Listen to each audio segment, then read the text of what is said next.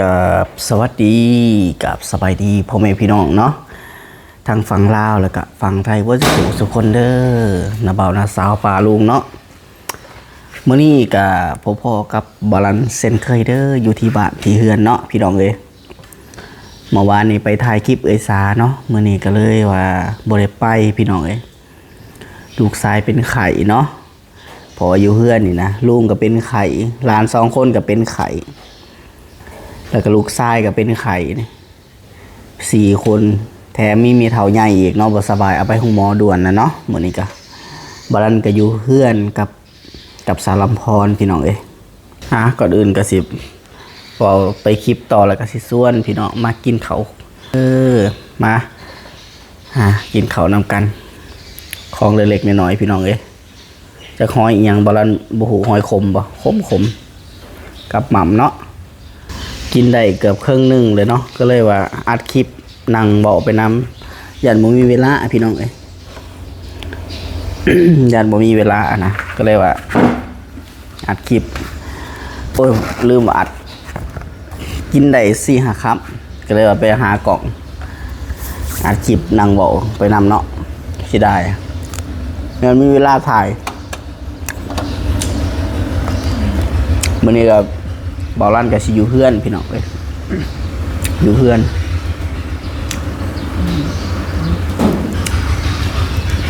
ก็สิบ่ได้ไปถ่ายคลิปโดนแล้วแหละมันจะเกี่ยวเขาในพี่น้องเอ้ย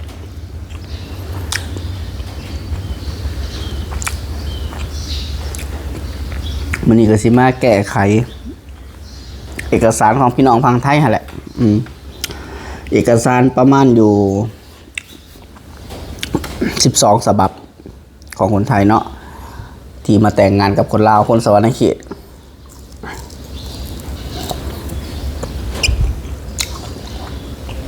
หลายเดือนนี้มาหลายจำภาษากะ10 ครู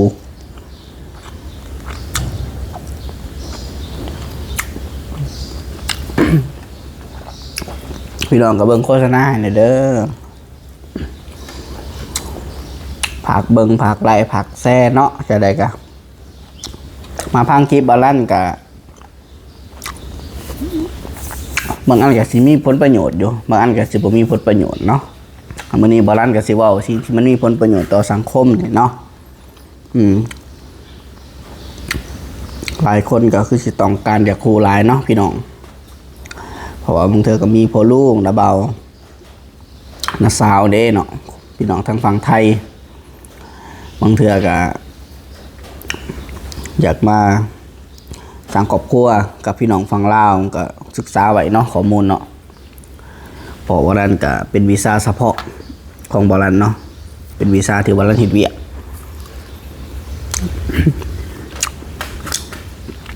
หลายคนก็ถามมาหลายวะมาอยู่ลาวเลยก็มีแฟนเป็นคนลาวมันนอนเอื้อนผู้สาวเลยบอนอนได้บอน่าเป็นเดือนสินะที่แท้จริงกะแม่นบ่ได้เลยเนาะพี่น้องเอ้ยดำรัสของรัฐบาลหรือว่าดำรัสของการปกครองท้องถิ่นเพิ่นยังบ่อนุญาตเนาะให้อยู่ได้พี่น้องเอ้ยยังมีพี่น้องทั้งฝั่งลาวเถียงบอลันอยู่เนาะคอมเมนต์ตอบบอลันว่าอาจารย์ใหญ่วะ ผู้มีความรู้หลายวะสินะพี่น้องทั้งคนลาวเพิ่นอาจจะยังบ่ได้ศึกษาเนาะข้อมูลตัวนี้คือบอลันบอกความจริงเนาะเป็นคนต่างประเทศหรือคนต่างชาตินะที่มีแผนเป็นคนลาวเพิ่นบ่ให้อยู่เฮือนเนาะเพิ่นยังบ่ให้อยู่คันตาได้ยังบ่มีทะเบียนนะมันกรณีที่มาขอกันเนาะทางผู้ใหญ่ทางผู้มา2-3 คนสินะผมเลยเฒ่าแก่ในบ้านมาขอกัน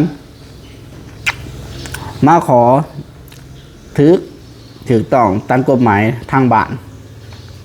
มันถูกต้องเนาะกฎหมายบ้านมันถูก แต่บ่ถือกฎหมายครอบครัวเป็นได้ก็ว่าซั่นกฎหมายครอบครัวนี่ก็คือเป็นระบบของลำดับของรัฐบาล184คือเพิ่นอนุญาต184เป็นอนุญาตให้คนแต่งดองแต่งงานกับคนต่างประเทศเนาะแต่เพิ่นก็มีข้อห้ามถ้าบ่ได้ทะเบียนแม่นเพิ่นบ่อนุญาตให้คนไทยหรือคนต่างชาติมาอยู่ในเฮือนเนาะคันยังบ่ทันได้ทะเบียนแม่นให้อยู่แถวบ้านพักหรือว่าโรงแรมสถานที่ใดหนึ่งเลยพี่น้องเอ้ยหั่นนะเรื่องอยู่ก็อยู่ได้อยู่บางคนก็รีอยู่สินะคือคนลาวเฮานี่แหละไปอยู่ไทยรีอยู่นะเฮ็ดเวียกสินะไปรีเฮ็ดเวียกแน่รีอยู่บ้านเมืองเพิ่นแน่สิก็ได้คนไทยก็เฮ็ดได้ให้กันแต่ว่าบ่ลั่นว่ามันสิมีความลำบากเพราะมันเป็นหมู่บ้านชุมชนน้อยๆนะแบบมันปกครองโดยในบ้านปกครองโดยในโฮมสินะเอาแก่ในโฮมปกครองโดยปกสสินะเขาเจ้าก็สอนแนมตลอดนะลักษณะเขาเจ้าก็เฮ็ดเวียกเป็นกลุ่มเป็นก้อนสินะการสิมาพักก็ต้องจริงๆเลยก็ต้องขอบในบ้านนี้กรณีที่ว่าในบ้านอนุญาตอยู่แต่ว่ากองร้อนบ้านบ่อนุญาตเนี่ยนะก็บ่ได้ได้พี่น้องเอ้ยสิทธิ์ขึ้นอยู่กับในบ้านอยู่แต่กองร้อนบ้านบ่อนุญาตสมมุติว่ากองร้อนบ้านจับบ่ได้ปกสบ้านนี่นะจับบ่ได้แต่ว่าเขาเจ้าไปแจ้งกลุ่มอะไรมาเอาตำรวจกลุ่มตำรวจแท้นะตำรวจเขตไอ้สินะ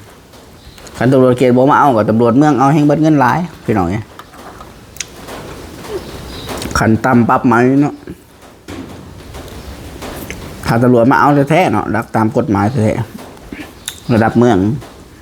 4 ล้าน 5 8 ล้านนะพี่น้องคันว่าขอเพิ่นได้เนาะก็ประมาณ2 ล้านอันนี้เป็นกฎหมายของดำรัฐเด้ออันนี้นะคันขอได้ก็บ่เป็นหยัง2 ล้านล้านหามันก็จะออกหนังสือแจ้งเตือนจากเมืองเลยชุดหนาใหม่เฮ็ดเนาะหน่อยมานอนมาลีกินกันในซี่สมมติมาอยู่ลาวนะมันในนั้นได้พี่น้องเลย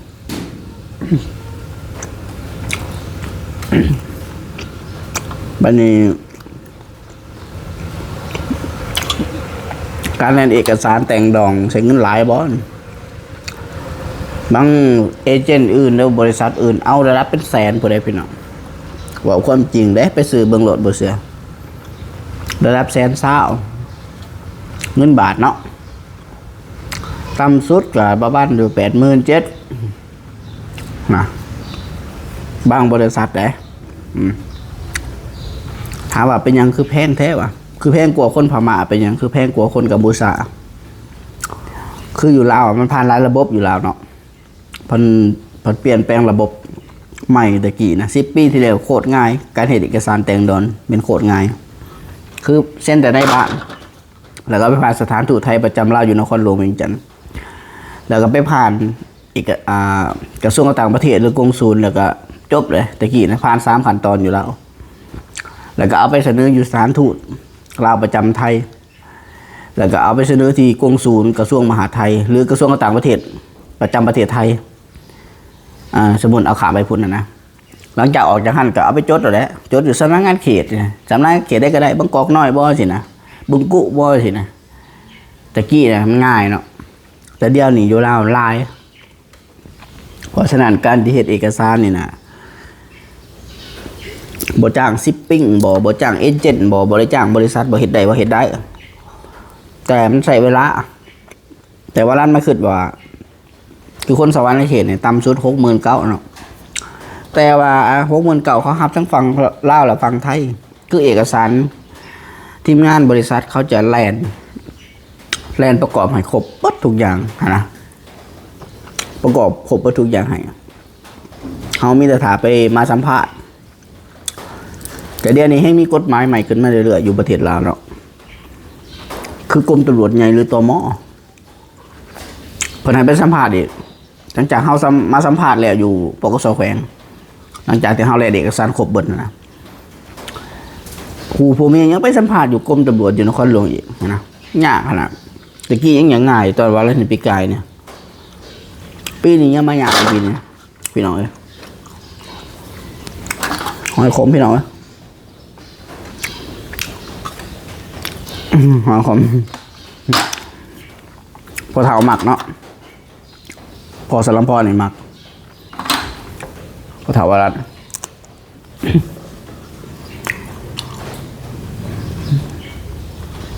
มื้อนั้นก็ดีใจเนาะไปแถวบ้านหนองทงเนาะป่ายังว่าลืมละปลาเหล่บ่ละปลาเต็นบ่ได้ป่ายังลืมละปลานางปลานางอยู่แถวเตสาอยู่นะแถวบนหนองทงเห็ดเตาอะนะเราก็เคยสั่งกับพวกกับคนไทยโมไม่รู้เหมือนกันแต่เราเห็ดทะเบียนสมรสเรียบร้อยวีซ่าติดตามสามีเรียบร้อย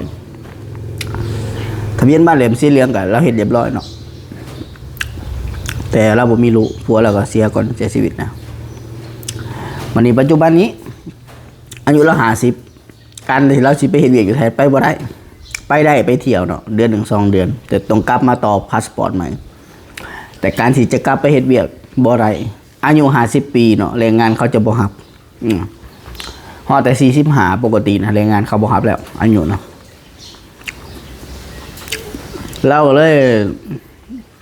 หัวตายเนาะอยู่กันเกือบ20 กว่าปีกลับมาอยู่บ้านอยู่เมืองก็เห็นแหละกลับมาแต่เสียค่าขี้งแล้วก็เราบอกให้ฟังเนาะเอ้ยน้องทั้งผุ่นเขาก็หักแพงเราคือกันมูลมรดกผัวเนาะอยู่ร่วมกันสางมาร่วมกันนะสาวไฮสาวหน้าบอไปอยู่พุ่นเนาะเฮ็ดหน้าบอไปอยู่หมู่บ้านดินนนต้นหญ้านะ เขาเจ้าก็หักแพงเราอยู่หันดนเราก็ว่าสิกลับไปลินแต่โบราณเตือนเราว่าบอกพันว่าคันจะกลับไปแบบอยู่ในน้ำแบบสามีภรรยายังเถื่อนอยู่เด้ออันป่าเอ้ยวะให้เจ้ากลับไปในน้ำท่องเที่ยวอย่าให้บัตรอย่าให้พาสปอร์ตตายวะคันพาสปอร์ตตายมีปัญหาวะสิขามากก็ยากได้เด้อวะนะว่ากันในน้ำเพิ่น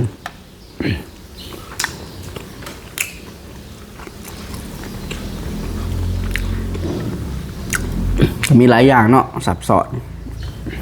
หลายคนก็อยากคู่บางคนบ่ฮู้แท้แต่ว่าต่อต้านบาลันว่าโอ้ยว่ะอยู่บ้านข่อยในบ้านให้นอนเป็นเดือน2 เดือนแมนอยู่ถือในบ้านดีเนาะมองร้อนบ้านดีสินะบ้านเมืองดีเขาบ่แจ้งคันเขาแจ้งก็เขาก็มาจับเอาได้ฮะสมมติว่าเอาแฟนมาอยู่บ้านอยู่เพื่อนนะเอาผัวมานะอยู่แล้วมีหอกขอหามพี่น้องเลยเขาก็ต้องเคารพเนาะต้องเคารพกฎหมายเพิ่นหน้าบาลันยืมบาลันกับบ่มากหรอกแต่จะได้เนาะมันสร้างขึ้นมาเนาะบ่เฮ็ดก็บ่ได้สินะเป็นกฎเกณฑ์คือเป็น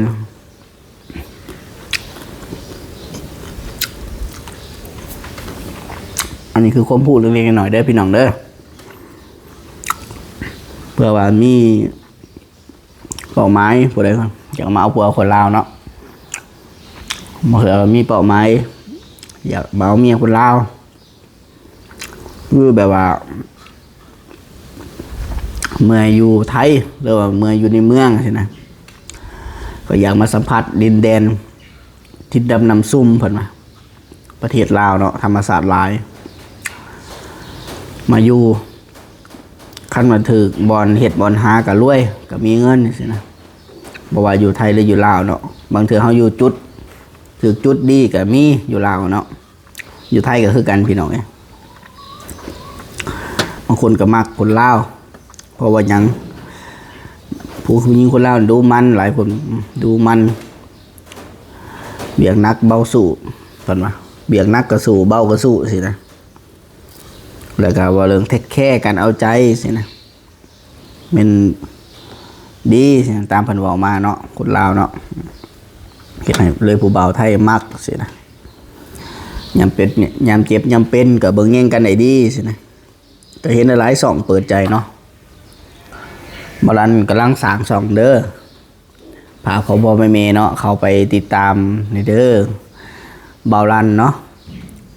บ่าวไทยสาวลาวกำลังสร้างขึ้นเนาะเป็นสองเก่าแต่เขียนใส่ว่าลันเนาะเป็นภาษาไทยแล้วก็ PDR ก็ขึ้นแล้วเป็นภาษาอังกฤษเนาะลัน PDR นะตัวติดกันนะเป็นตัวหน่อยก็ขึ้นเลยเนาะสองเก่ากำลังสิเริ่มสร้างบ่แม่นว่าสร้างคู่หักคือเห็นในคลิปตัวไปดอกบริเหตุแบบนั้นเนาะคือบลันสีสัมภาษณ์พี่น้องที่เพิ่นมาเฮ็ดกับบริษัทสมรสรออยู่ฝั่งไทยนะที่มาเป็นพาร์ทเนอร์เฮ็ดเวียกร่วมกับบลันอยู่ในลาวนะสัมภาษณ์ตอนเขาเจ้ามาสัมภาษณ์อยู่ที่ปกสแขวงบลันที่สัมภาษณ์ว่าบ่าวไทยนี่รู้จักสาวลาวฮู้ได้จังไดฮู้กันโดยวิธีใดนะ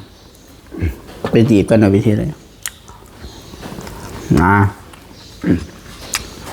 พอบางคนก็จะขู่หลักการเนาะหาลูกหาเมียสินะ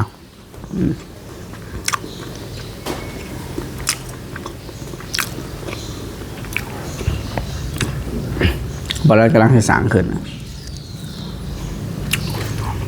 บอลขึ้นว่านั่นนี่ก็จะมี FC สาพรสารลำพรเนาะที่เป็นผู้ชายหลายพอสมควรพี่น้องที่อยากหูข้อมูลแบบนี้เนาะบางร้านก็จะเอามาแบ่งปันจะไรกันหักแพงกันอะไรพี่น้องเลยผู้ใดที่ยังเบิ่งยังชมอยู่เนาะจะไรกันเอ็นดูบอลลันเด้อจะไรกันเปิดส้มเบิ่งโฆษณาให้ในเนาะจะไรกันคอมเมนต์เป็นกำลังใจให้แน่คนไต่บอกอยากแข่งแต่บอลลันจริงใจเนาะเวลาเหตุกับคนนี่จริงใจ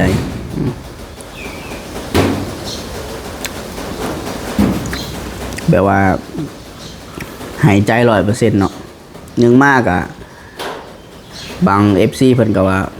บอลลันเบิ่งคือบอกบ่อยคักบันไดนะบ่อยเกะกะบอกบ่ค่อยเสียงใช่บอกบ่ค่อยเป็นบอกบ่ค่อยม่วนว่ะบาง FC เพิ่นว่าเบิ่งคือคนโง่ว่าบอลลันนะที่จริงแล้วฮู้เบิดทุกอย่างนะที่จริงแล้วบอลลันก็บ่ได้ฮู้เบิดคนซื่อๆพี่น้องเอ้ยแต่ว่าบางสิ่งบางอย่างเฮาฮู้เฉพาะหน้าเวียกเฮานะบางอันที่ไปถ่ายคลิปก็ยังเรียนรู้จากบ่าวพามียังถามน้องเขาว่าต้องเว้าแบบใดวะถ่ายแบบใดมันจะสิงามจังซี่นะเรียนรู้จากน้องสาวลาตีก็ไปเบิ่งคลิปของเพิ่น2คนนั่นน่ะบ่ได้เบิ่งไผดอกช่องใหญ่ๆก็เบิ่งอยู่เนาะประมาณ 4-5 ช่องแต่ว่าบ่กล้าเอิ้นชื่อเพิ่นเนาะเกรงใจเพิ่นนะช่องใหญ่ๆเบิ่งอยู่เนาะเบิ่งประมาณคนที่ใหญ่ๆดังๆเฮาก็เบิ่งเป็นแนวทางว่าเพิ่นเว้าจังได๋สินะ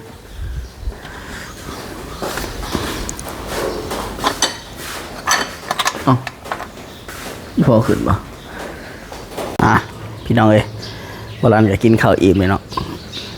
คลิปนี้บอลันก็สิจบคลิปเลยนะพี่น้องสิได้จบคลิปก่อนจะได้ก็สิ่งใดที่ว่าผิดก็ขอโทษขออภัยนำเนาะนำพ่อแม่พี่น้องฝั่งลาวแล้วก็ฝั่งไทยบอลันก็สิจบคลิปเพียงเท่านี้จะได้ก็ฝากพ่อแม่พี่น้องแหละเบิ่งให้ในเด้อจะได้ก็ฝากกดไลค์กดแชร์แล้วก็กดติดตามเป็นกำลังใจให้กับบ่าวลันสารลำพรในเด้อบ่าวลันกศิลากาวาสบายดีพี่น้อง